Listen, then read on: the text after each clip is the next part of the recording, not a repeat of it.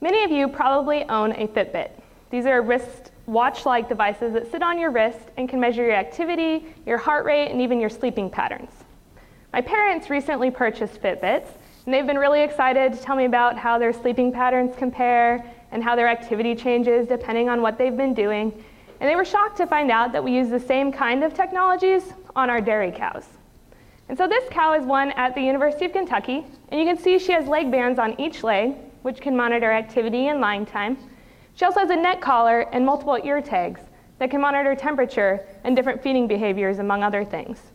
And we use all this individual cow information to improve our dairy management. My research for my master's focused on using this information to improve reproductive performance. The biggest problem we have in the dairy industry when it comes to reproduction is knowing when to breed our cows. Just like with humans who have a 28-day cycle and are most fertile at one particular point, cows also have a cycle, this time 21 days, and are most likely to get pregnant when bred at a certain time.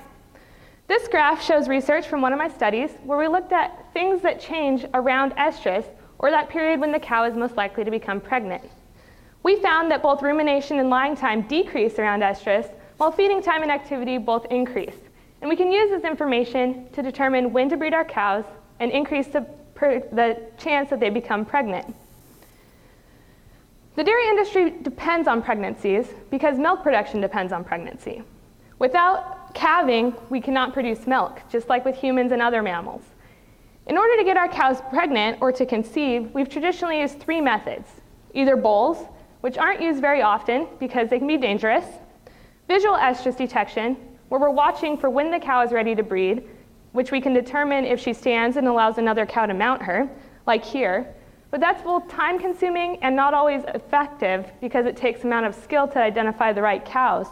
Or we can use hormones to plan when the cow will ovulate and breed her accordingly.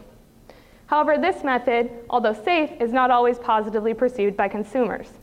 And so the alternative of using technologies gives us the opportunity to potentially decrease time, labor, and hormone use while increasing reproductive performance, potentially milk production, and the profitability of the dairy farm.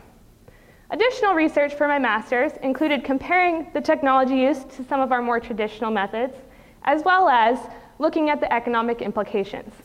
So as you can tell, we are truly rethinking reproduction. Thank you.